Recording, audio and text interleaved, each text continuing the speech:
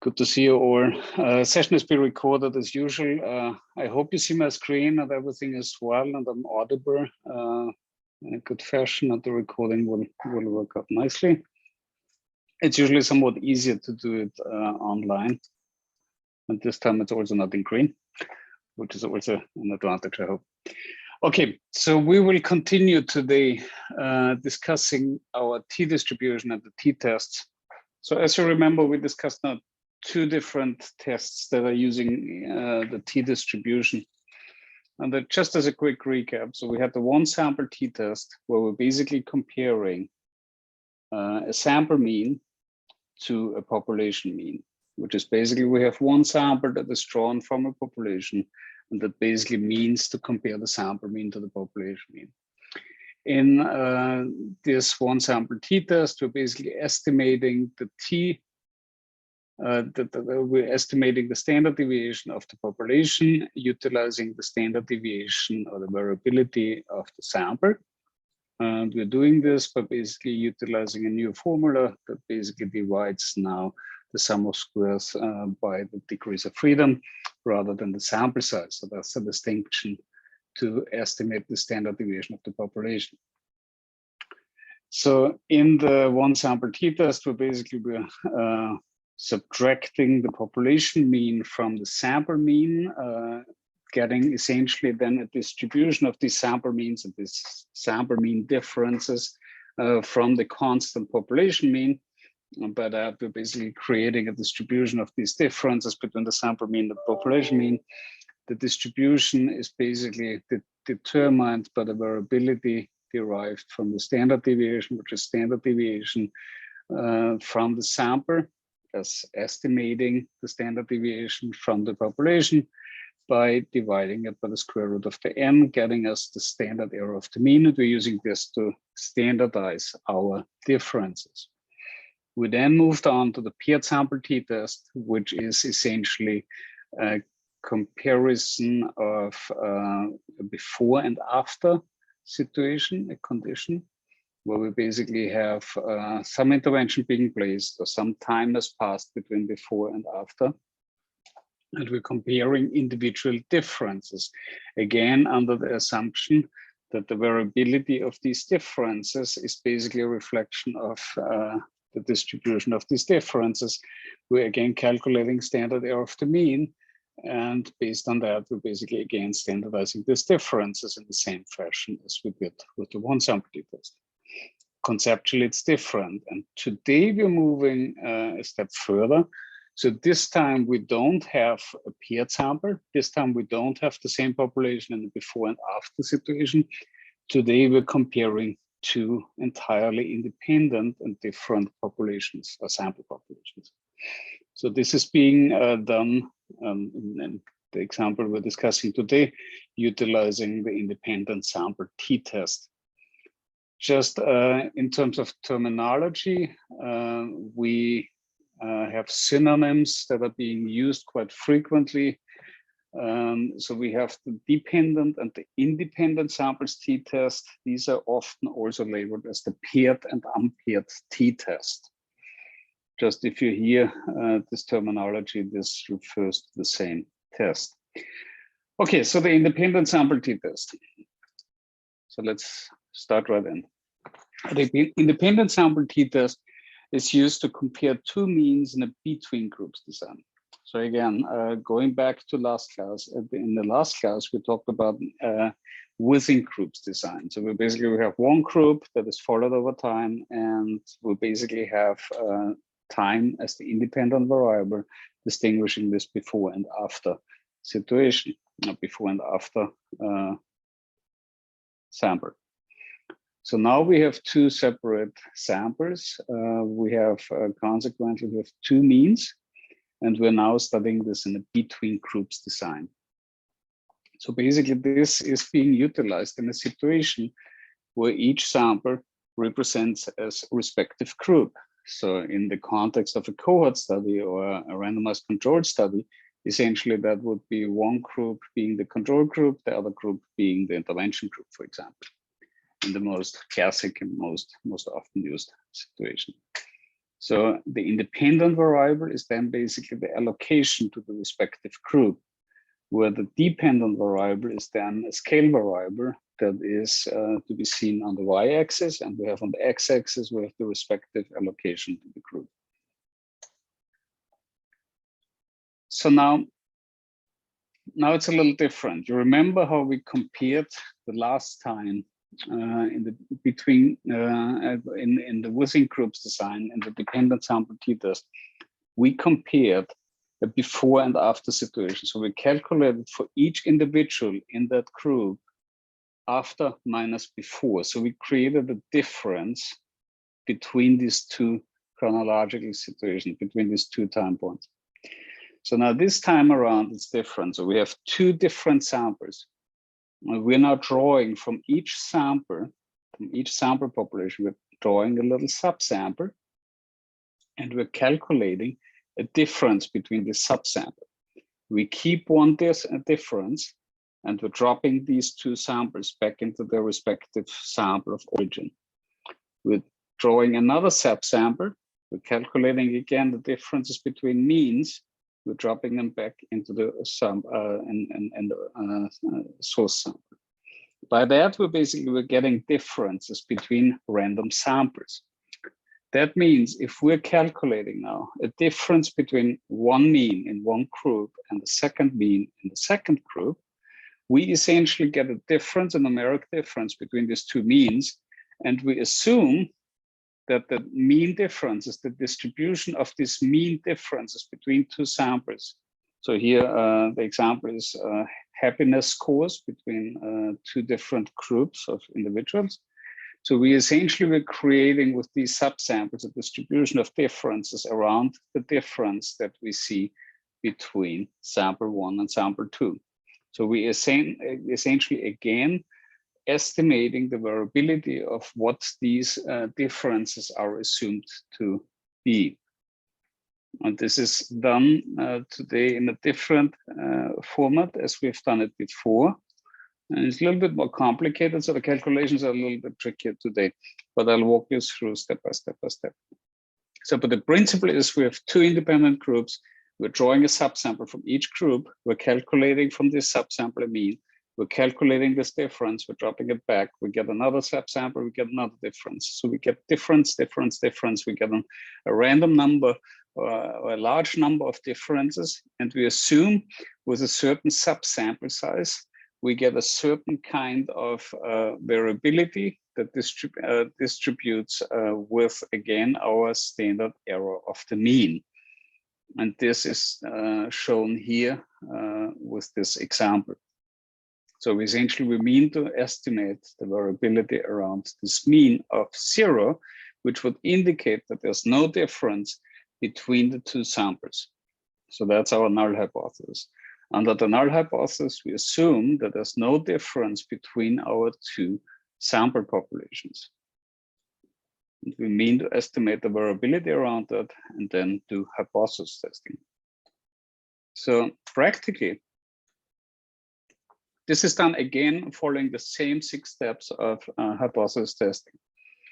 So we're identifying the population, we're identifying the distributions and the assumptions.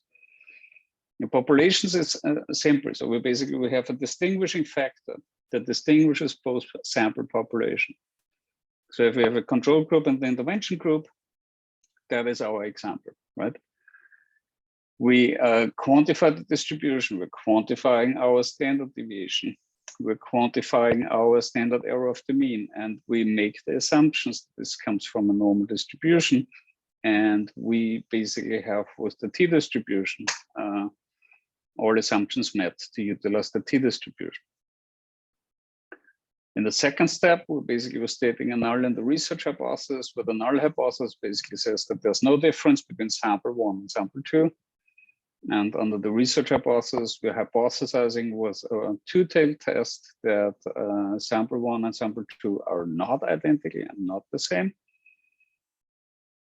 Or with a one-tailed test, we're basically, again, estimating a directional hypothesis that the sample 1 is either greater or smaller than sample 2.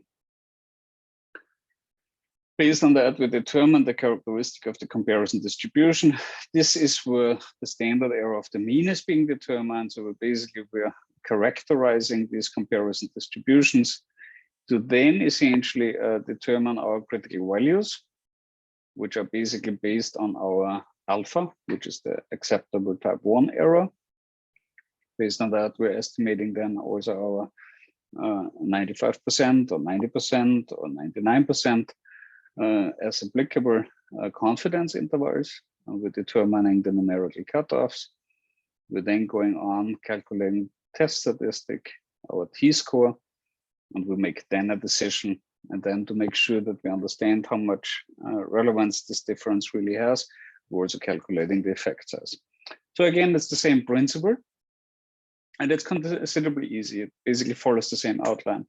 Arithmetically, it's a little bit more complicated, but let's get started with the calculations, which will basically emphasize how this is being approached. So today's example basically deals, it deals with wine. So you know that sometimes people are influenced in their opinions about this respective specific wine based on the price on the bottle. Right? This is quite an often made claim. And some people that don't know that much about wine, some may be influenced by the price on the bottle. And this is the assumption made for today's example. So let's assume we have two independent groups, and they're basically drinking two different wines. Oh no, they're drinking the same wine. There's got to be a realistic example. So they're drinking the same wine, but group one is told they're drinking actually a $10 bottle of wine, whereas the second group is being told a $90 bottle of wine. So now what would be your thought process at first? So if you really want to, and this is where a confounding variable comes into place. And the confounding variable here is, so you basically have an outcome, which is some score or some rating of the wine, whereas the independent variable would be whether they're being told it's a $10 bottle of wine or a $90 bottle of wine. A potentially confounding variable would be here the knowledge of the individual participant about wine. How much does that individual really know about wine? So that would be a potential confounding variable. And this is again, just to go back to earlier sessions and to the conversations we had about randomization and the effect of randomization on such comparisons. If you would have these participants randomly allocated to either group, you would have a randomized design. And then you would basically be safe from a confounding variable, because if you randomize them equally into each group, according to, so the knowledge, the wine knowledge in each group is randomly balanced between both groups, you would hypothetically have no effect from a confounding variable. So the idea of randomization is that you have these confounding variables equally balanced between the two groups. However, in our case, this is not the case, and that's why Nolan and Heinzen here explicitly point out that the participants were not randomly selected. So we must be cautious with respect to generalization of our findings, which essentially is because of confounding. Further, we don't really know whether the population is normally distributed. Again, under the assumptions of a t-test, this is one of the assumptions made for a t-test. So we don't really know whether there's a normal distribution, but based on the sample, we make the assumptions that it is, but we don't have this confirmed. So the distribution we're essentially testing now is a distribution of differences between the means, rather than a distribution of mean difference scores. And this is the distinction between an independent sample t-test and a dependent sample t-test, because with the dependent sample t-test, we basically looked at the distribution of mean difference scores. So we calculated individual differences, and then we built the distribution around these differences under the assumption that there were random samples being drawn, and the variability within these differences basically was a representation of what we would be expecting from a population if we would do the same. estimate. So we're estimating the standard deviation of the population we're utilizing to calculate our standard error of the mean, and we do the comparison. Here we have two different groups. So we take the subsample from each group, we calculate the difference, we drop the subsample back in, and we only keep the difference. We do this repeatedly for a random number of times with samples of the same size, and we get a distribution of these mean difference scores. So, and then we're testing whether the differences are actually greater or smaller than 0, or different from 0. That's our null hypothesis. So this goes back, and this, I'm flagging this slide essentially, and this comes back to what you will need to know for the tests, and this is what will prompt you to utilize either of these tests. So again, keep in mind, so we have a STAT test where we basically have only one sample, and we're comparing that sample mean to our population mean. And this comparison essentially, there's something in the chat. Oh, okay. Yes, attendance is taken already, don't worry. It's being recorded as soon as you log in. And also of note, I will only create as attending once it was longer than 70% that you want. Okay, so we have a STAT test that basically is one sample that we're comparing to the population mean. The comparison distribution is a distribution of means, which essentially is a comparison of the means and subtracting one individual constant, which is the population mean, will allow you to actually compare the differences against a difference of 0. Single sample t-test, what will prompt you to use a STAT test is essentially that you have the standard deviation given, and that will basically be your trigger to think of a STAT test in the testing process. Also, a sample size of 30 will also prompt you to use rather the Z-score distribution table rather than a T-score distribution table. The single sample t-test, you have one sample, which you're comparing against a population mean. You again compare the distribution of the means. The difference is that you have a sample size smaller than 30, and sorry, my mouse is a little very sensitive. Again, you have a sample size smaller than 30, and you do not have the standard deviation given. You're estimating the standard deviation of the population by utilizing the standard deviation from your sample. In a paired sample t-test, you have two distributions. So you have two different samples, but they are from the same participant in a before and after situation. And you basically your comparison distribution here is the distribution of mean difference scores. So you have individual differences between the individuals, and you're comparing these utilizing the same standard format where we're basically calculating standard error of the mean, and you utilizing this for the comparison against a difference of either 0 or a predefined value as per the research question at hand. In an independent sample t-test, you again have two samples, but now these two samples are basically data from two different participant groups. So they're entirely independent and different from each other.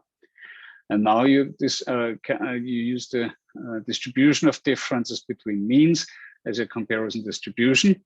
And you again test this against the difference of 0 as your null hypothesis. Any questions on any of this?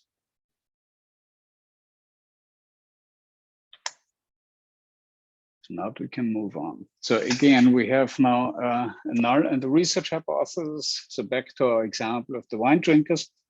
So we have two populations. We have that one population that drinks the wine and is being told it's a $10 bottle of wine. And we have a second population that is convinced that drinks a $90 bottle of wine.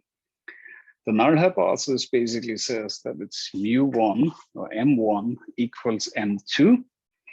And the research hypothesis is in a two-tailed hypothesis test that essentially these two means are not identical and they are different from each other.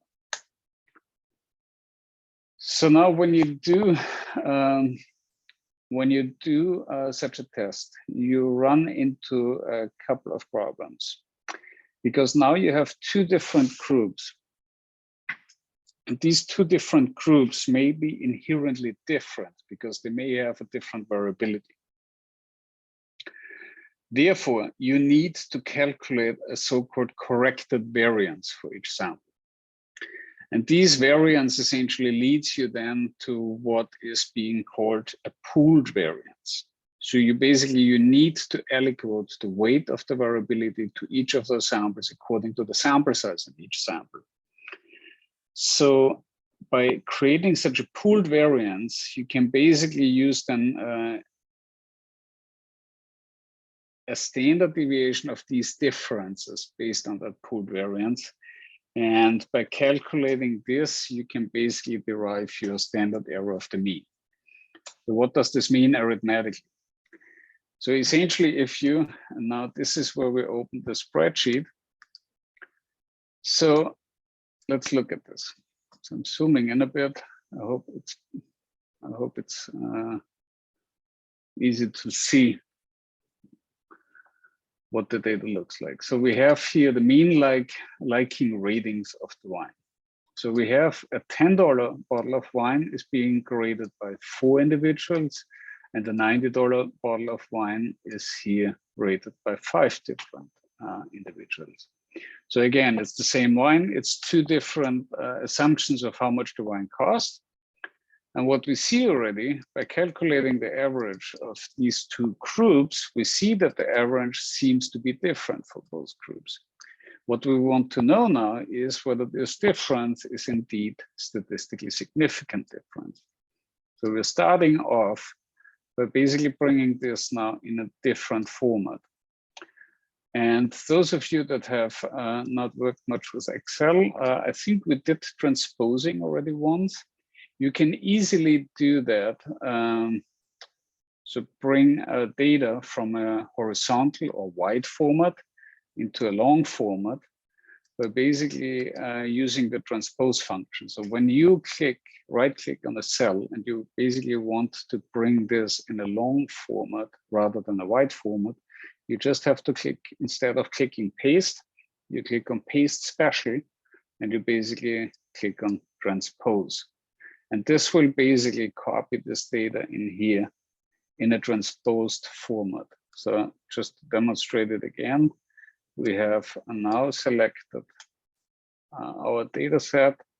Now we're bringing it in a format in which we are transposing our data, and we're basically changing from a wide format into a long format, and we'll basically arrange it in the same fashion as it was listed here in a wide format. So now we know that the average, so this is simple, right? So we calculate a difference on an average, and that is simply done by average of these 4 values. And we calculate once again the average of these 5 values. That gets us to exactly the same 2 numbers we had here in the wide format. So now what we want to have next is essentially an overview of our standard deviation. So we want to understand what is now this standard deviation. So let's minimize this a little bit. So now this is, as usual, this is done by x minus n. We're calculating now a deviation, which is essentially the individual score minus the average. Again, logging in our mean. And this will allow for us to calculate the deviation. We do the same exercise now for our $90 wine, but now we're looking for N12, J12, so that gives us these deviations for both groups. So these are our deviations. Now we need to square the deviations, x minus m squared. This is basically squaring this result.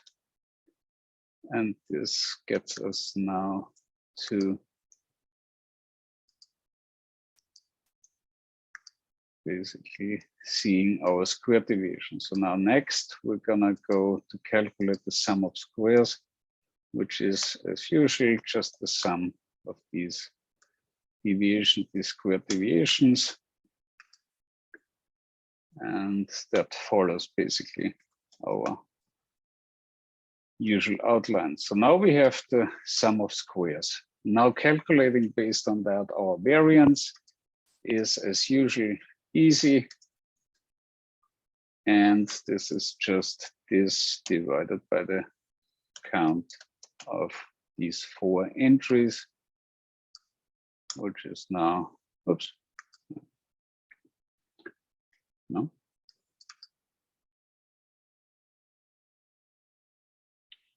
Wrong, because we are now subtracting 1 from this number, right?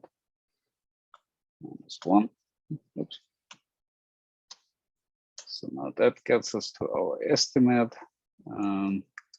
We can copy this just over, expanding this by 1, so that's 9, 10. So now we have 0.99. So we have our 2 variances. And now this is where our estimation differs a bit. So we have now these 2 values. We know now our variance for both groups. And now it's getting a little trickier. Because what we're doing now is we know the degrees of freedom, right? So we know that the degrees of freedom of this group, this is the degrees of freedom of X, which is our count of these 4 minus 1, right? So that's 3. So we have a degree of freedom of 3. Now the degrees of freedom of Y obviously are equally calculated. And this is not degrees of freedom of Y. And now this is count of these 5 entries minus 1. So now the degrees of freedom here is 4. So now what we need to do now, that's a little trickier. So we have here our variance of X, our variance of Y. So we have calculated this. What we need to calculate next, and this is where things getting a little bit more complicated, because now we need, for hypothesis testing, we need to calculate now a pooled variance. So the pooled variance is here calculated. I'm trying to optimize this a bit. I hope this is legible. I'm trying to increase this. Okay. So we have now, as the next step, we have to calculate the pooled variance. And this pooled variance is basically aliquoting to the respective sample a certain portion of this variance. So when you have a total sample size, so our degrees of freedom total. So we have now dfx over df total is here. Oops. dfx, df underline x over df underline total is for these two, you create a certain aliquot, which is essentially a fraction of the overall degrees of freedom. So df total is the sum of dfx and dfy. So this is 7. So now, if you want to calculate the respective fraction of each of these samples, you would basically calculate 3 divided by the sum, 3 divided by dfx plus dfy. So this gets us a certain fraction of the degrees of freedom. So we want to calculate this aliquot. So we would now, in the next step, we would calculate this for both groups. So we have now 4 divided by 3 plus 4 as our degrees of freedom total. So now we are getting now these 2 fractions. So these obviously need to add up to 1 because we did nothing else but calculating a proportion of these 2. So the sum of these 2 is basically the degrees of freedom total, df total,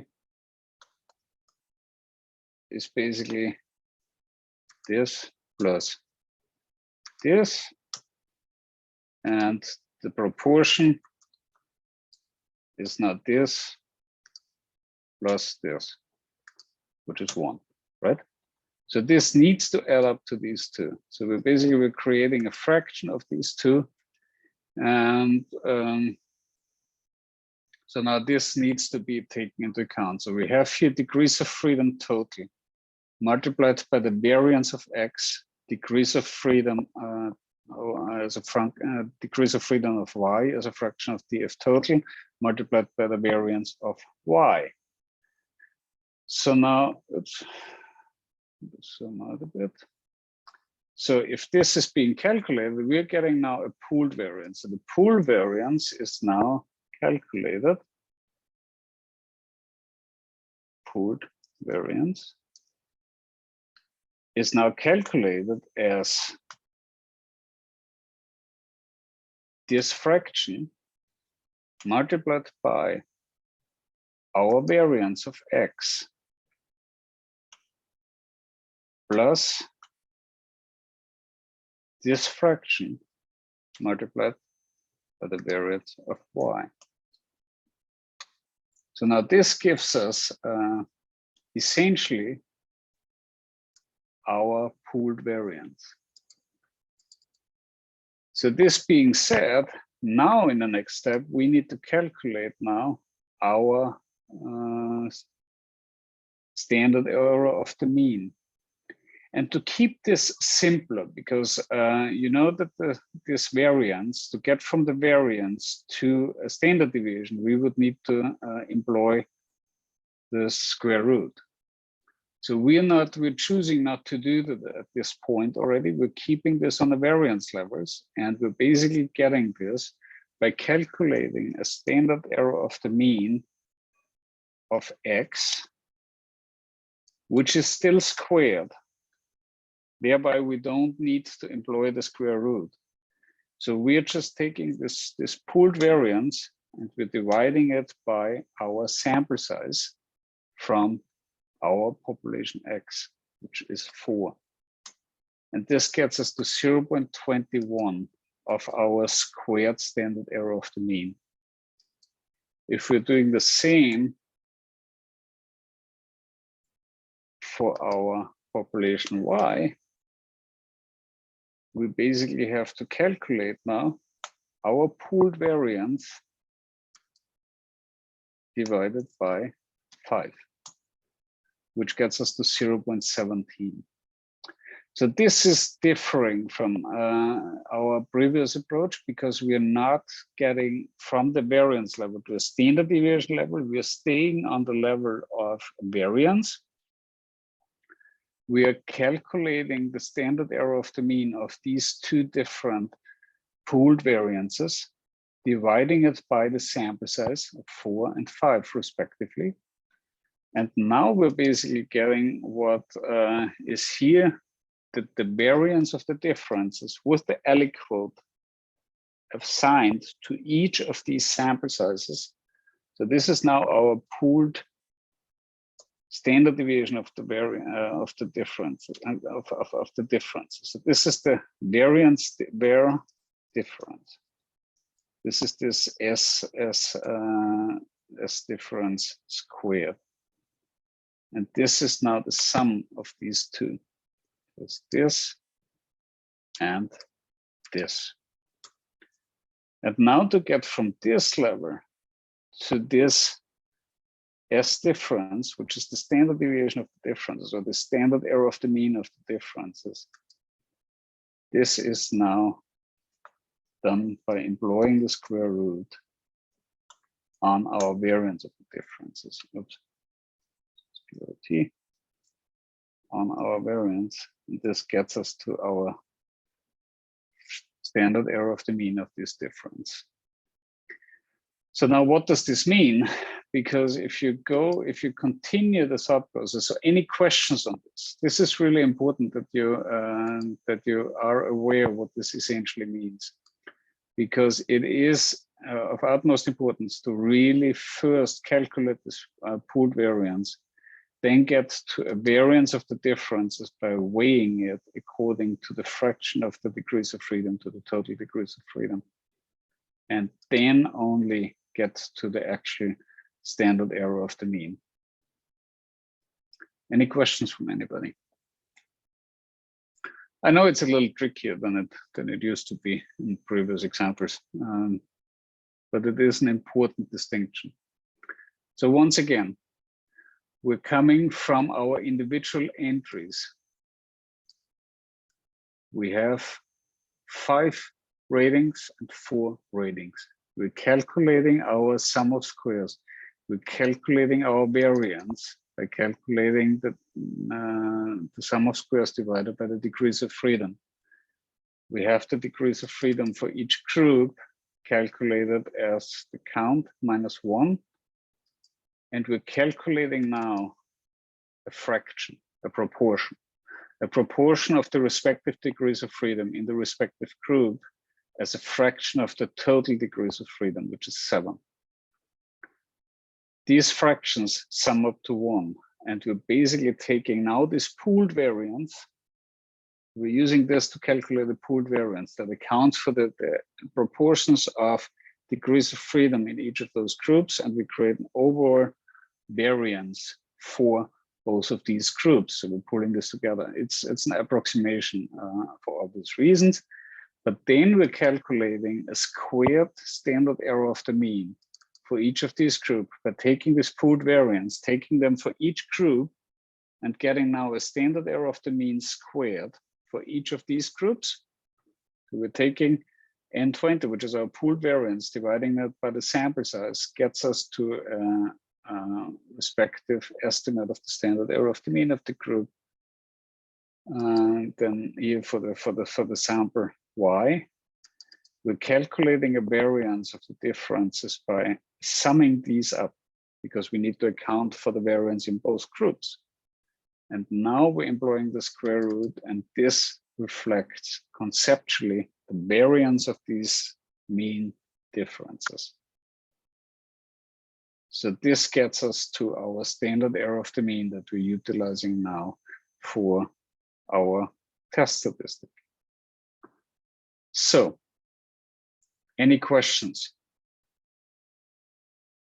I know it's a little trickier and it's a little bit more complicated, but essentially it follows the same outline. You just need to get this part right. So this is actually the formula of interest. So this follows the same outline. We're still getting the variance for each group.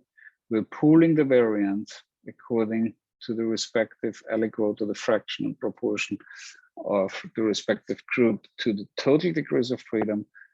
We're calculating or estimating a variance between those differences, which is basically the standard error of the means for each group. And now we're calculating a standard error of the mean of the differences by employing the square root to this estimate. And from that point on, it's actually super simple. The only difference here is to understand what the null hypothesis is. So the null hypothesis here is that there's no difference between both groups. So this S difference, this serves as our standard error of the mean of these differences between the means. That's the distribution we're testing, and we're utilizing for the comparison distribution. So we have here the mean of X minus the mean of Y minus our null hypothesis, right? We remember this from our paired sample t-test. We have this mean after minus the mean before gets us the difference, and we're comparing this and we're subtracting from that our null hypothesis. So either this is 0 under the assumption that there was no change from before to after, or it's any predefined value that we expect and anticipate a change, for example. So here it's different in that regard, because the difference here, again, you're subtracting from this mean difference that you observe between the two groups, you're observing that null hypothesis value.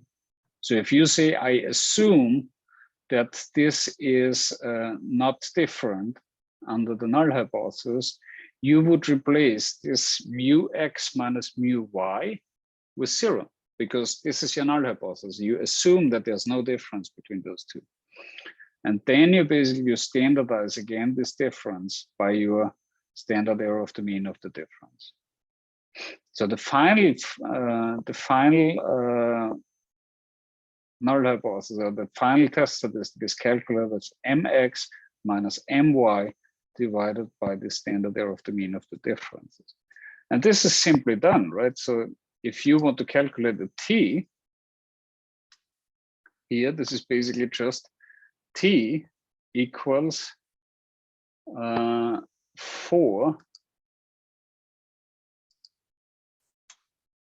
or actually we can do j.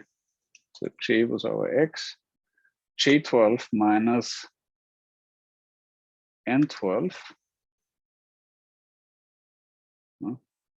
j minus n12 divided by our s difference. And this is our t. Hypothetically, you should actually do this minus 0, because that's your null hypothesis, right? But your t is here minus 2.44. And minus 2.44 is now to be tested against your null hypothesis.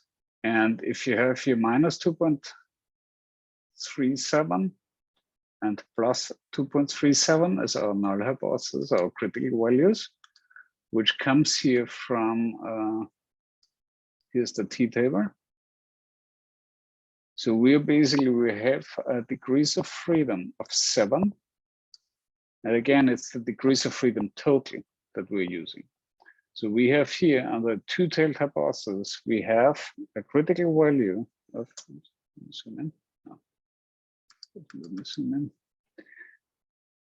under the assumptions that we're testing against alpha of 5%. So that's our acceptable type 1 error, that we're rejecting something which we shouldn't reject. We basically have for the degree of freedom a critical t of 2.36. And this is exactly that 2.36 that we're seeing here. So now taking 2.44 as our calculated t is basically now leading us to the decision that we're basically rejecting the null hypothesis, and sample mean x is not equal to sample mean y. So this is smaller than 0.05. So we're basically now, we're rejecting the null hypothesis. Of note, as you have seen now, we are now calculating, let's do quickly 95% confidence interval of that difference. So we're doing a 95% CI. So if the difference is now around the difference of 1.5, so we know the difference is 1.5, right? Minus 1.5. Difference is minus 1.5. You would calculate now a 95% confidence interval around this difference by calculating minus 1.5 minus this difference multiplied by 2.36. This would be minus 2.95. Or an upper limit by taking the minus 1.5 plus 2.36 multiplied by our standard error of the mean of the difference, which gets us to minus 0.047. So So this would be the 95% confidence interval, basically around this difference. So this is utilizing the variability that you've quantified in your sample and finding the boundaries around it. So we see again that 0 is not contained in this in this interval. Therefore, we're rejecting the null hypothesis at an alpha level of 5%. So the way how you would report this is by basically reporting a t, and in brackets or in parentheses here, degrees of freedom total, where we have minus 2.44 as the t-score, and the p-value, the corresponding p-value is smaller than 5%. If you were now to calculate the exact p-value, and this is where I spare you the actual calculation of doing that, because there are obviously there are ways how to do that. So if you want to have the exact p-value, there is now a function in Excel where basically you can define those p-values. And this is what we will do on lab day, where we will utilize these functions to actually do t-test. So you can do just as simple as t.test. You can utilize this function to calculate your p-value. So with t-test, you're basically selecting the first sample. You have here t-test equals array 1, array 2, tails and type. Let's actually open the formula builder. It's easier for you to see. So we have array 1. This is our first sample. Array 2 is basically our second sample, right? So this is the $90 wine ratings. The tails is basically easy to know because we have a two-tailed hypothesis, so we're having two tails. And the type, this is now interesting. So we have here type is the kind of t-test. So we have here paired equals 1. Two sample equal variance, homoscedastic is 2.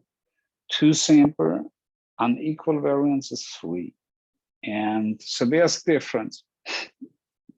If you have an equal sample size and you have an equal variance, you assume an equal variance, you would utilize an equal variance or quote unquote homoscedastic t-test.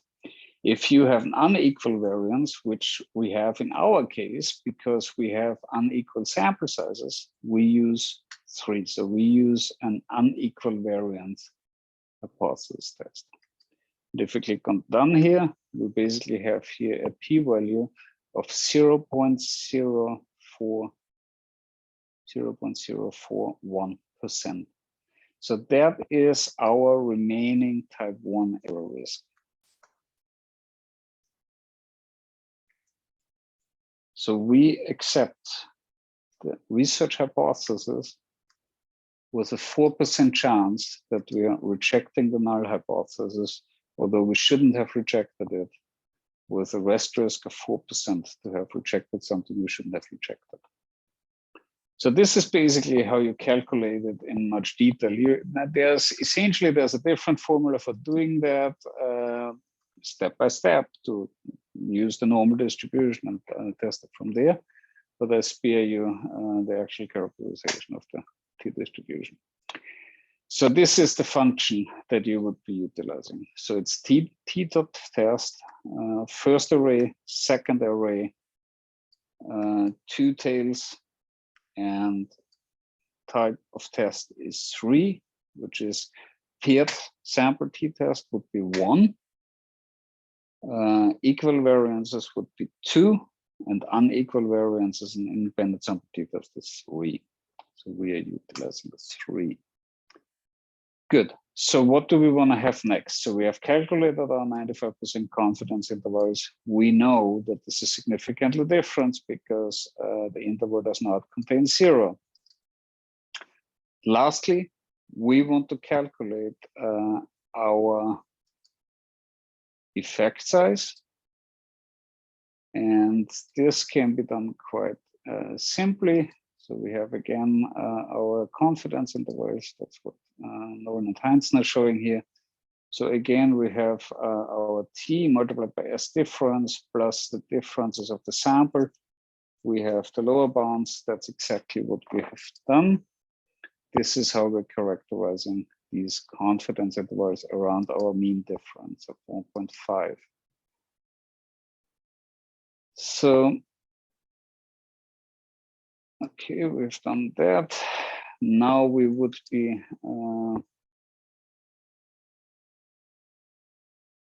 calculating our effect size by basically calculating our effect size with the formula that we know, which is essentially the difference, which is 2.5 minus 4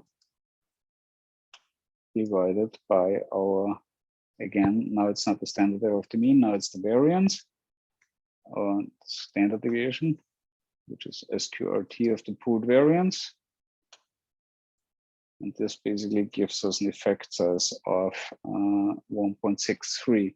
Of note, effect size you can always set to be an absolute number. So the effect size, if it's negative, it's essentially positive. So that means it's just putting the weight and characterizing the weight of the difference in relationship to the variability. So your effect size of 1.63 essentially is a large effect size as per Cohen's definitions. Recall that the conventions basically says 0.2 to 0.5 is a small effect size, 0.5 to 0.8 is a medium effect size, 0.8 and greater is a large effect size. Any questions on any of these steps? I think it follows a fairly comparable kind of outline, and it's somewhat comparable to what we've done before. Right? Any questions?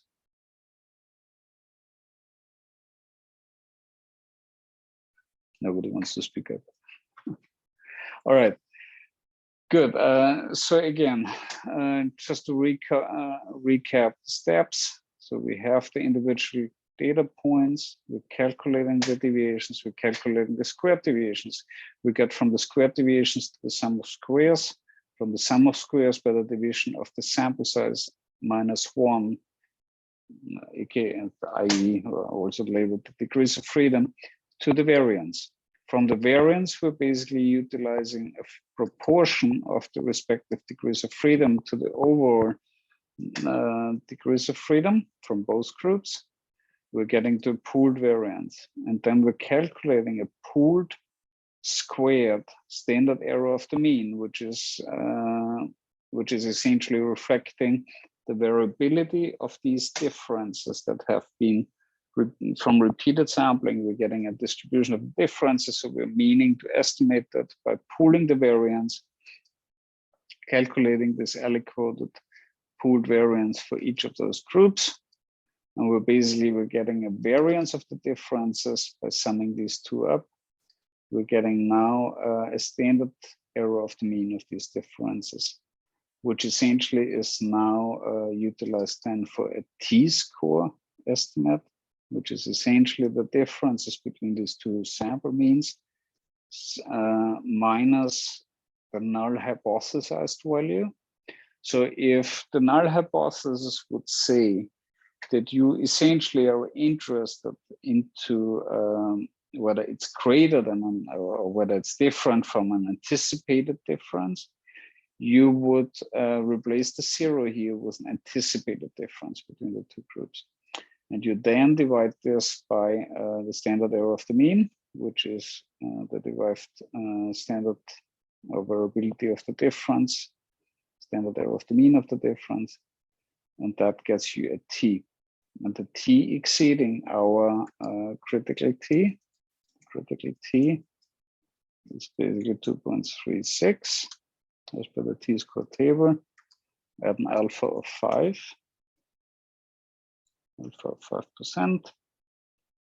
We're rejecting the null hypothesis.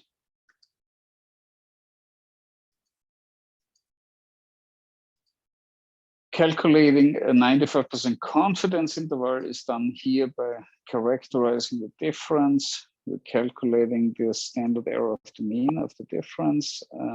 We're calculating it by multiplying the standard error of the mean of the difference by our critical t. Gets us basically a lower bound and an upper bound, characterizing the area within which we're 95% certain the population is located in, gives us a probability of a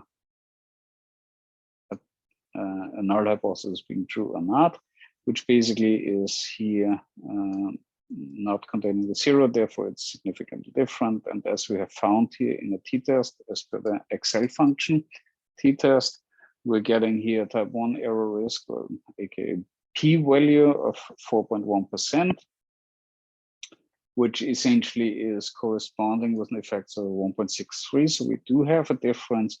So that corroborates now the research question, or the hypothesized dynamic between two groups, where you tell one group it's a cheap wine, and the second group it's a very expensive wine, that there will be a difference in your wine rating. So this essentially is here calculated with the effect size. We have done this. The conventions are the same as we have done them with the STAT test and the paired sample t-test. And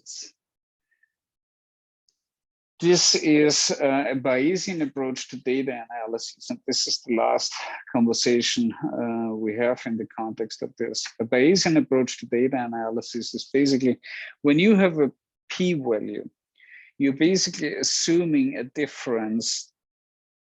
You're basically assuming that there's a little risk that you're rejecting something that you shouldn't be rejecting. And the p-value of 4.1%, well, it's a considerably smaller sample size of 4.1%. That is kind of, it would be labeled as quote unquote borderline significant. It's not really clearly accentuated as a difference.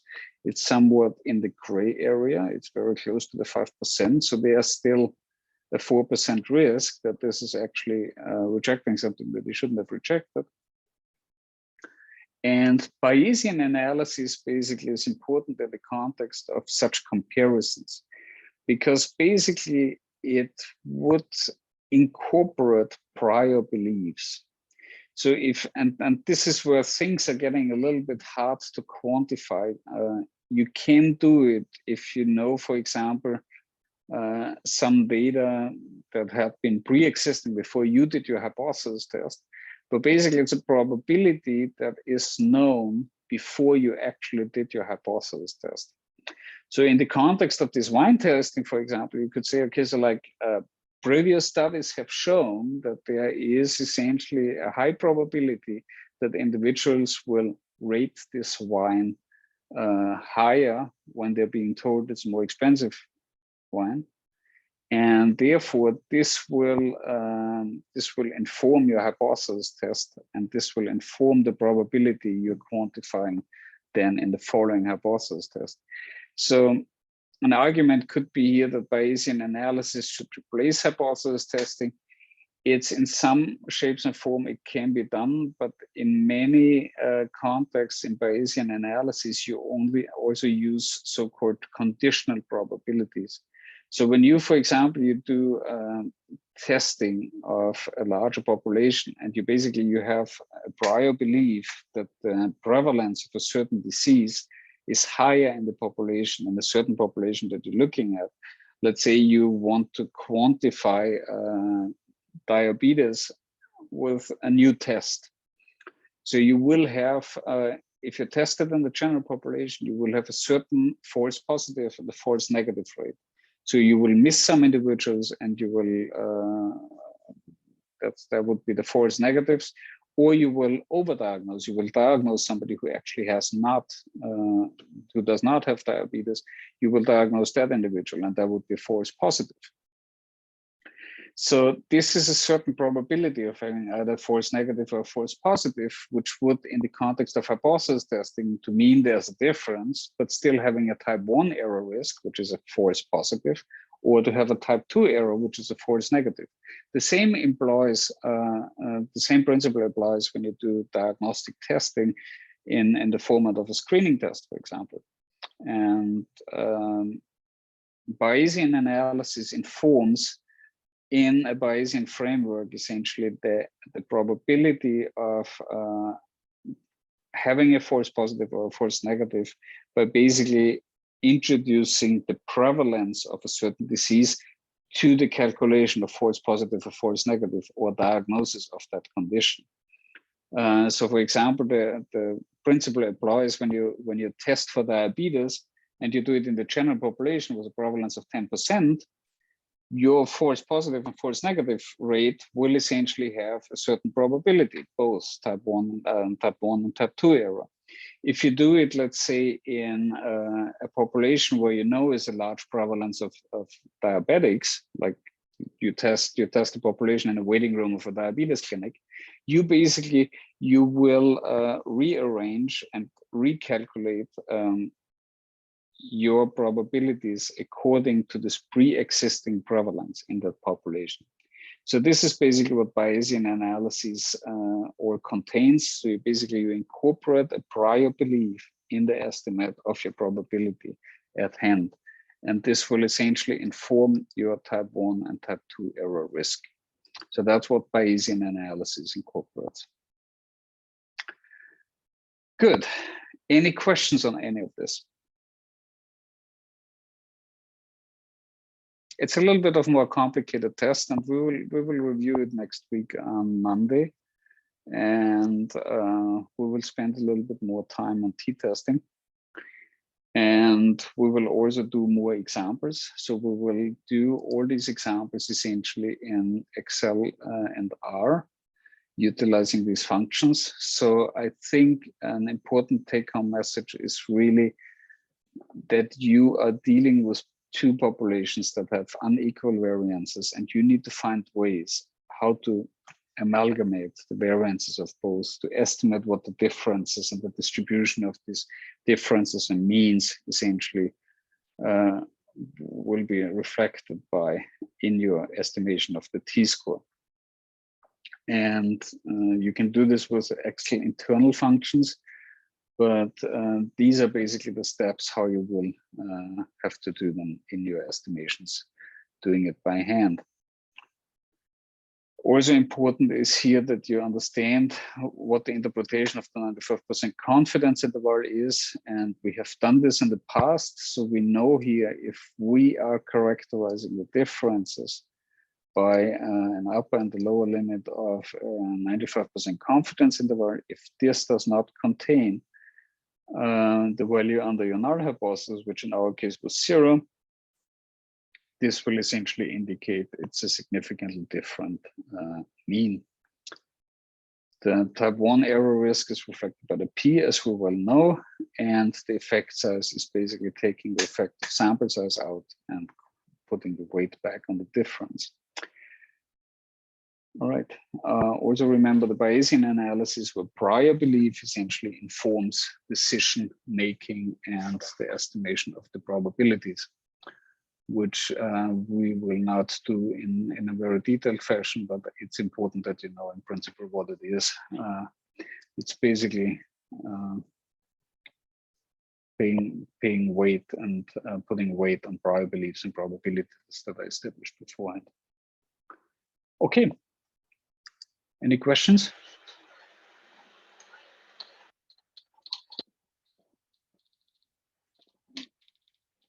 Any questions, Daniela? No questions. No questions. Okay. Well, then enjoy the long weekend. Happy Thanksgiving. And we see you again on Monday. Monday evening. Thank you. Thank you. Bye.